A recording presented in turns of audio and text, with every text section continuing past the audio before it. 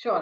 तो मैं सप्लीमेंट्स के बारे में बात कर जी। रही थी, कुछ हर्ब्स जो कि हम सप्लीमेंट के जैसे ले सकते हैं। तो जैसे लास्ट हमने बात करी अश्वगंधा, शिलाजीत, शतावरी, हल्दी। तो इसके अलावा जिंजर भी एक ऐसा इंग्रेडिएंट है जो हमारे घरों में बहुत आम मिलता है। हुँ, जिंजर के फॉर्म के हिसाब से अगर आप उसका डिफरेंट यूसेज देखिए तो बहुत अलग-अलग प्रकार से आप उसको यूज़ कर सकते हैं। जी। एक होता है जो कोल्ड के अंदर जैसे हम जिंजर को चाय के अंदर डालते हैं या उसका जूस जो है हनी के साथ मिक्स करके बच्चों को देते हैं कि वो उनका कोल्ड कंट्रोल में आए। दूसरा ये भी होता है एक जिंजर का सौंठ का पाउडर आता है। उसको भी आप अलग-अलग वेज़ में यूज़ कर सकते हैं to improve your immunity for joint pains. तो कहने का मतलब ये है कि फॉर्म के हिसाब से भी यूसेज थोड़ा-थोड़ा फ़र्क पड़ता है, लेकिन हुँ, आप अगर उनको अपनी डाइट में धीरे-धीरे डेली लेते रहेंगे, तो इन सब इंग्रीडिएंट्स जो मैंने अभी बात करी, उनके अंदर ऐसे नेचुरल पदार्थ होते हैं, जो हमारी बॉडी में जाके इम्यूनिटी को स्ट्रेंथन करते हैं। जैसे जिंजर में जिंजरोल होता है, कर्क्यूमिनोइड्स होते हैं। अश्वगंधा में एक कंपाउंड होता है जिसे आजकल लोग हर कोई बात करता है विधानोलाइड। तो विधानोलाइड, कर्क्यूमिनोइड, जिंजरोल ये सब फाइटोएक्टिव्स जो हम जिनकी बात करते हैं, ये अपने आप में इनका क्वांटिफिकेशन करके हम क्वालिटी कंट्रोल करते हैं जब हम हर्ब्स के और सप्लीमेंट्स की बात करते हैं। जी। तो अगर आप कोई अच्छा क्वालिटी का हर्ब लेंगे, तो उनमें ये फाइटोएक्टिव्स अच्छी मात्रा में होंगे। जब वो अच्छी मात्रा में होंगे, तो वो अच्छे से काम करेंगे आपके शरीर में जाके। और आपका भी ये भी एक मैंडेट है कि जैसे जब हम सप्लीमेंट्स की बात करते हैं, तो इन सप्लीमेंट्स के अंदर बहुत रेगुलरली क्वालिटी चेक्स होने चाहिए जो कि हेवी मेटल्स, पेस्टिसाइड से रिलेटेड होते हैं। अगर वो सब चीज़ें बहुत कंट्रोल्ड हैं उन सप्लीमेंट्स में, तो उनका बेनिफिट और भी ज़्यादा होता है क्योंकि हेवी मेटल्स और पेस्टिसाइड कहीं न कहीं हमारी बॉडी को नुकसान करते हैं। तो अगर जी। आप रूट पाउडर किसी ओपन मार्केट से लेंगे, तो हो सकता है कि उसमें किसी तरह का कंटामिनेशन हो। इसलिए जब आप सप्लीमेंट को लेते हैं, तो क्योंकि वो प्रोसेस्ड होते हैं, उनके अंदर प्यूरिफिकेशन अच्छे से हुई हुई होती है, तो ये जो हार्मफुल पदार्थ होते हैं, ये उनमें से हटे हुए होते हैं। तो कहने का मतलब ये है कि ये सारे सप्लीमेंट्स जो हर्ब्स हैं, उनका प्रॉपर यूसेज, प्रॉपर डोसेज और किस प्रकार से उनको डेली रूटीन में अपने लेना है, वो इम्पोर्टेंट है इन्फॉर्मेशन। तो ये अगर आपको पता होगी, तो आप उनको और बेटर तरीके से इस्तेमाल करेंगे। जी। और जैसे कि फॉर एग्जांपल मैंने ये सब इम्यूनिटी के बारे में काफ़ी बात करी, तो मैं कुछ गट के इंग्रीडिएंट्स के बारे में भी बात करती हूँ। जी, बिल्कुल। हमारे गट में आम तौर पे अजवाइन होता है। कई लोगों को कंटिन्यूअसली ब्लोटिंग की, एसिडिटी की प्रॉब्लम रहती है। तो अजवाइन को अगर आप थोड़ी मात्रा में अपने घर में, अपने खाने में इस्तेमाल करेंगे, जीरा को इस्तेमाल करेंगे, तो ये बहुत अच्छे होते हैं पेट के लिए। तो अगर आप किस तरह से ले रहे हैं, ये भी बहुत इम्पोर्टेंट है। जैसे फॉर एग्ज़ाम्पल जीरा को अगर आप पानी में थोड़ी देर डिप करके अगर उसके पानी को पिएँगे, तो आपकी गट हेल्थ के लिए बहुत अच्छा रहता है। इसके अलावा जैसे कि कई लोगों को थायरॉइड का इश्यू होता है। तो हुँ, अगर वो कोरिएंडर के सीड्स जो धनिये के सीड्स होते हैं, उनको अगर आप पानी में सोक करके अगले दिन पिएँ, तो वो थायरॉइड को कंट्रोल करने में लॉन्ग रन में बहुत हेल्प करता है। इसके अलावा कचनार, गुग्गुल ये सारी चीज़ें भी अवेलेबल हैं बहुत ईज़िली आयुर्वेदिक सप्लीमेंट्स में, जो कि थायरॉइड को कर्व करने के लिए या थायरॉइड की जो प्रोग्रेशन है, उसको कंट्रोल करने के लिए बहुत फ़ायदेमंद है। जी। इसके अलावा ये बहुत ज़रूरी है कि आप जैसे कई जिन लोगों को हाइपोथायरॉइडिज़्म होता है, जिनका थायरॉइड का इम्बैलेंस होता है, उनका वज़न बहुत बढ़ता है। थायरॉइड भी 2 तरह का होता है, एक होता है वज़न बढ़ने वाला, एक वज़न कम होने वाला। हुँ, तो जो बढ़ने वाले वज़न वाली प्रॉब्लम होती है, उसकी वज़ह से क्या होता है कि उन लोगों को आगे जाके बहुत अलग-अलग तरह के इश्यूज़ हो जाते हैं। बीपी की प्रॉब्लम हो जाती है, हार्ट की प्रॉब्लम हो जाती है। तो अगर आप सही टाइम पे उस प्रॉब्लम को आइडेंटिफ़ाई करके कंट्रोल नहीं करोगे, मैनेज नहीं करोगे, तो वो प्रॉब्लम बढ़ती रहती है। जी। इसीलिए ये जो आयुर्वेदिक सप्लीमेंट्स हैं या जो आयुर्वेदिक नुस्खे हैं, अगर आप करते हो, तो आपकी प्रॉब्लम एक लेवल से बढ़ेगी नहीं। और धीरे-धीरे अगर आप अपनी दवाइयाँ भी ठीक टाइम पे लेते रहेंगे, तो वो कम होती जाएगी।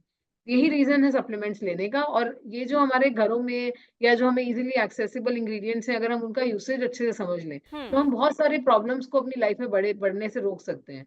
ऐसे ही एक इंग्रीडिएंट जैसे सिनेमन, मैंने हार्ट प्रॉब्लम्स के बारे में बोला कि जिसको जी। थायरॉइड है, उसका वेट बढ़े जा रहा है हाइपोथायरॉइडिज़्म की वजह से, उसको कोलेस्ट्रॉल का इश्यू हो गया है, फिर इवेंचुअली जब कोलेस्ट्रॉल कंट्रोल नहीं होगा, तो हार्ट प्रॉब्लम हो जाएगी। तो अगर आप सही टाइम पे आइडेंटिफाई कर लें अपने ब्लड टेस्ट से कि मेरा कोलेस्ट्रॉल बढ़ रहा है बिकॉज़ मेरा वेट बढ़ रहा है, तो आप धीरे-धीरे दिन-ब-दिन आधे-आधे घंटे वॉक करना शुरू करें, ब्रिस्क वॉकिंग और अपने खाने में सिनेमन को ऐड करें। जैसे कि फॉर जी। एग्ज़ाम्पल चाय की जगह दिन में इतने सारे कप चाय पीने की बजाय आप चाय में से दूध को हटा के उसमें जो सिनेमन के जो बार्क होती है उसका पाउडर, उसको पानी में उबाल के अगर पिएँगे तो आपका कोलेस्ट्रॉल धीरे-धीरे कम होने लगेगा। गार्लिक है जैसे, गार्लिक बहुत ईज़िली हमारे घरों में होता है, लेकिन हम जब उसको तड़के में या सब्ज़ी में बनाते हैं, तो हम उसको बहुत ज़्यादा भून देते हैं। लेकिन वो जब आप भून देते हैं उसको अच्छे से, तो वो एक पेस्ट की तरह फ्लेवर रह जाता है। लेकिन अगर गार्लिक को आप एज़ सच बिना फ्राई किए या जलाए, उसको इसकी जो एक कली है उसको अगर आप निगलते हैं रोज सुबह, तो वो भी कोलेस्ट्रॉल कम करने में हेल्प करती है। उसका भी रीजन है कि जब आप गार्लिक के अंदर जो एलिसिन नाम का पदार्थ होता है जो कोलेस्ट्रॉल को कम करता है और हार्ट के लिए अच्छा होता है, वो क्रश करने के बाद खराब हो जाता है।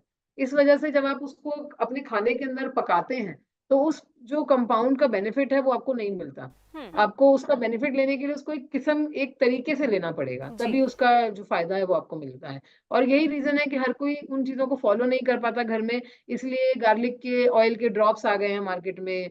बहुत सारे अलग फॉर्मेट्स आ गए हैं, क्योंकि उनके अंदर वो कोशिश करते हैं कि वो जो कंपाउंड उसके हेल्थ बेनिफिट के लिए रिस्पॉन्सिबल है वो प्रिजर्व्ड रहे। जी। और अगर आप उस फॉर्मेट में लेंगे तो शायद आपकी बॉडी को एब्जॉर्ब ज्यादा होगा, रादर देन उसको एक गलत तरीके से पका के खाने से। जी मैम, मैं अभी इसी बात पर आने वाली थी कि ये जो सप्लीमेंट्स है इनका इस्तेमाल करते वक्त, इन्हें यूज़ करते वक्त, इनका सेवन करते वक्त हमें किन चीज़ों का ध्यान रखना ज़रूरी होता है? क्योंकि ये जो चीज़ है, जैसे कि आपने अभी बताया कि वो गलत तरीके से या गलत मात्रा में अगर हमारे शरीर के अंदर चली जाए तो वो नुकसान भी दे सकती है।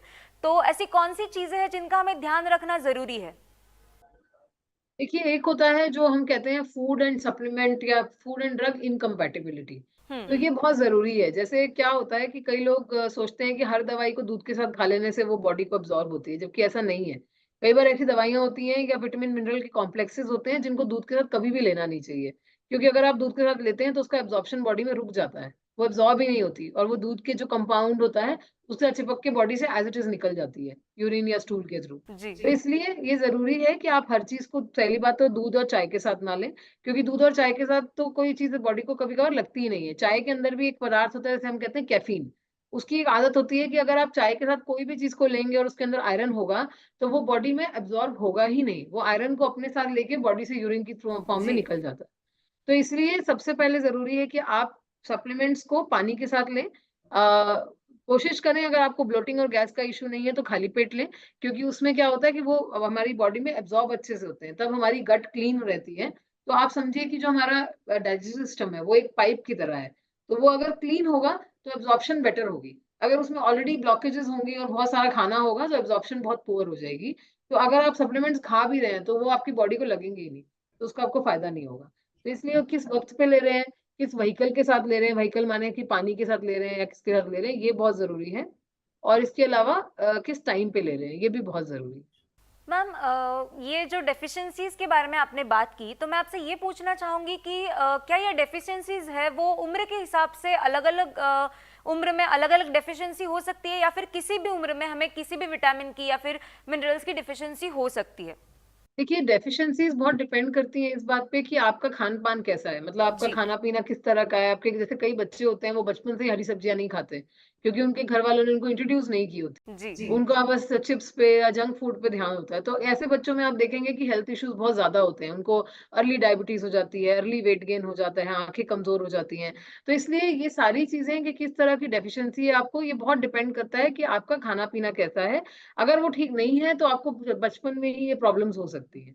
तो इसलिए एज से कोई भी मतलब आई वुड से कि कुछ चीजें हैं जो एज रिलेटेड हैं, जैसे विमेन में आफ्टर मेनोपॉज कैल्शियम का इम्बैलेंस की वजह से बोन्स वीक हो जाती हैं। तो कुछ चीजें हैं जो फिजियोलॉजिकली एज से रिलेटेड हैं, लेकिन सारी नहीं है।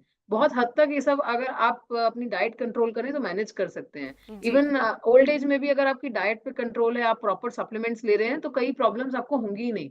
जैसे जैसे ये कि फ्रीक्वेंट फ्रैक्चर्स होना या बोन्स की डेंसिटी ज्यादा कम हो जाना सडनली, क्योंकि ये सब चीजें आपकी डाइट पर डिपेंड करती हैं। क्योंकि अगर आप अर्ली साइंस को पहचान नहीं रहे हैं अपनी बॉडी के, तो आप उनको मैनेज नहीं कर पाएंगे। जी। इसलिए जरूरी है कि आप उन साइंस को पहचानें, अपना रेगुलर ब्लड टेस्ट कराएं, अपने विटामिन मिनरल लेवल्स देखें और उनको अप्रोप्रिएटली और सही तरीके से सप्लीमेंट करें। और जहां तक बात है रिक्वायरमेंट्स की, तो हर एज ग्रुप की रिक्वायरमेंट डेफिनेटली अलग होती है। अगर आप WHO का और ICMR का डेटा देखेंगे, तो उन्होंने बहुत इलेबोरेटली डिफाइन किया है कि बच्चे के लिए दिन की कितना कैलोरी का रिक्वायरमेंट है और कितना विटामिन मिनरल का रिक्वायरमेंट है।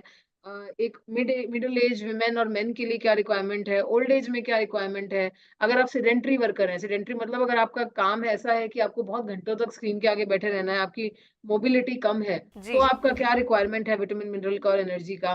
तो ये सारा कुछ जो है ये सब ICMR के और WHO के डेटा में दिया हुआ है। और यूजुअली जब एज ग्रुप के हिसाब से सप्लीमेंट डिजाइन किए जाते हैं तो इन RDAs के अकॉर्डिंग किए जाते हैं, इनको बोलते हैं रिकमेंडेड डेली अलाउंस। ऐसा नहीं होता कि आप ज्यादा लेंगे तो फायदा होगा, ये कभी भी नहीं होता। अगर आप ज्यादा लेंगे तो क्या होगा, बॉडी उसको कुछ वक्त के लिए स्टोर करेगी, क्योंकि उसके पास कैपेसिटी है, और वो किसी ना किसी फॉर्म में आपको दिखेगा। अगर बहुत ज्यादा आप डिमांड से ज्यादा सप्लाई दोगे, मतलब बॉडी को इतनी डिमांड नहीं है एनर्जी की, लेकिन आप खाए जा रहे हो, तो वो एक तरह से या तो आपके जो बॉडी के फैट सेल्स हैं उनमें जाके डिपॉजिट हो जाएगा और किसी तरह जी। का प्रॉब्लम करेगा, और या फिर वो आपको कोई और तरह के इंडिकेशन से आपको समझ आ जाएगा कि आपने कोई चीज एक्सेस में कर दी है, या तो आपको पेट में प्रॉब्लम होगी, या स्किन पे कोई ऐसा इशू हो जाएगा जो आपको इंडिकेशन देगा। तो बॉडी के भी अलग अलग तरीके हैं आपको बताने के कि आप गलती कर रहे हैं, आपका फर्ज है कि आप उसको पहचानें। मैम, ये जो सप्लीमेंट्स की बात हम कर रहे हैं, कई बार दूध में हमें ऐसे पाउडर मिला के दिए जाते हैं, बच्चों को देते हैं हम। उसमें कहा जाता है कि बहुत सारे आपको ताकत मिलेगी, आयरन मिलेगा, बहुत सारे मिनरल्स मिलेंगे, बहुत सारी चीज़ें मिलेंगी। तो इसमें कितना तथ्य है और क्या इसे यूज करना सही है? देखिए, जो दूध में मिलाए जाते हैं वो मोस्टली ये होते हैं, जो बॉर्नविटा टाइप जैसे जो कंपाउंड्स हो गए, जो चॉकलेट फ्लेवर के होते हैं, क्योंकि बच्चे इजीली खाते नहीं है, तो इसलिए उनको एक जरूरी होता है कि बच्चों को थोड़ा सा एक टेस्ट वाइज कोई ऐसी चीज दी जाए जो वो इजीली ले लें। जी जी। उसके अंदर प्रोटीन का पदार्थ ज्यादा होता है, प्रोटीन और कार्बोहाइड्रेट का एक बैलेंस होता है, क्योंकि बच्चे कार्बोहाइड्रेट्स को मेटाबोलाइज कर लेते हैं। उनका जो खेलने का टाइम होता है, उनको जो एनर्जी लेवल चाहिए होता है पूरे दिन, अब जितना बच्चे खेलते हैं बाहर उतना हम लोग नहीं खेलते हैं, तो जी। इतनी एनर्जी हमें पीनी भी नहीं चाहिए। इसलिए हमने आज की डेट में एक सबने एक नोशन बना लिया कि हम लोग शुगर्स को अवॉइड करते हैं। शुगर हमने बहुत सबने बहुत कम कर दी है, लेकिन पुराने जमाने में ऐसा नहीं होता था, क्योंकि उतना लोग काम करते थे, उतना लोग चलते थे। अब हमारी लाइफस्टाइल इतनी सेडेंटरी हो गई है कि हम लोग शुगर्स का हमारा ऑलमोस्ट नील कंजम्पशन हो गया है, लेकिन हम जो भी कार्बोहाइड्रेट भी खाते हैं वो भी हमारी बॉडी शुगर में ही कन्वर्ट करती है। इसी वजह से इम्बैलेंस ऑफ न्यूट्रिशन की वजह से लोग, बड़े लोगों को सेम अमाउंट ऑफ खाना जो बच्चा खा रहा है जो रोज खेलता है, अगर वो खाएगा तो एक बड़ा आदमी बीमार पड़ सकता है, बट बच्चे के लिए वो न्यूट्रिशन जरूरी है।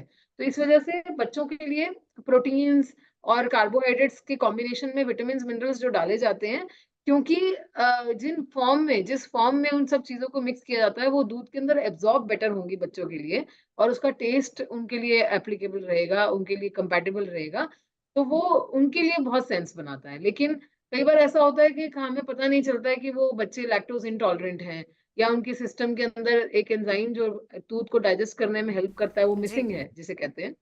उस वजह से उनको दूध या दूध के रिलेटेड प्रोडक्ट्स लेते ही बहुत सारी ब्लोटिंग होने लग जाती है, गैसियस इश्यूज होने लग जाते हैं। तो उस केस के अंदर ये रेकमेंडेड नहीं है कि आप दूध दें। लेकिन अदरवाइज आप बहुत सारे ऐसे प्रोडक्ट्स हैं जिनको आप दूध के कॉम्बिनेशन में दे सकते हैं, प्रोवाइडेड उन पे स्टडी है, और वो प्रोडक्ट रेकमेंड खुद करता है कि आप दूध के साथ लें, क्योंकि उन्होंने तब स्टडीज करी होती हैं कि दूध के साथ एब्जॉर्प्शन में प्रॉब्लम नहीं जी। आएगी।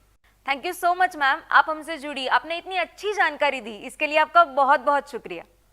Thank you so much. और मैं पूरी उम्मीद करती हूँ कि ये मैसेज जब लोगों तक पहुंचेगा तो उनको बहुत फायदा होगा।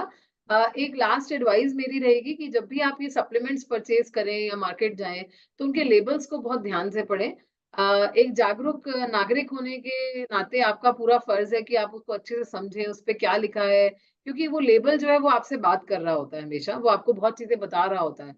तो आप इंग्रेडिएंट्स को अच्छे से पढ़ें, ऐसा कोई इंग्रेडिएंट तो नहीं है जो आपको एलर्जी दे सकता है, और क्या-क्या इसमें इंग्रेडिएंट्स यूज़ किए हैं, उनका क्या बेनिफिट होगा, ये सारी चीज़ें जो है ये आप ज़रूर समझें उन प्रोडक्ट्स को लेने से पहले। क्योंकि अगर आपने गलत सिलेक्शन किया, मान लीजिए कि कोई प्रोडक्ट में नट्स डले हुए हैं या कोई तरह का मिल्क का कोई ऐसा कंपाउंड जी। डला हुआ है जिससे आप एलर्जिक हैं, तो उस प्रोडक्ट का फ़ायदा होने की बजाय आपको नुकसान भी हो सकता है। तो इसलिए बहुत ज़रूरी है कि आप लेबल की दी हुई इन्फॉर्मेशन जो सरकार के थ्रू मैंडेट की गई है, उसको बहुत अच्छे से पढ़ें, और as manufacturers of the companies who make these products, उनकी भी पूरी रिस्पॉन्सिबिलिटी है कि वो आपको जो इन्फॉर्मेशन आपको चाहिए आप उनसे भी ले सकते हैं।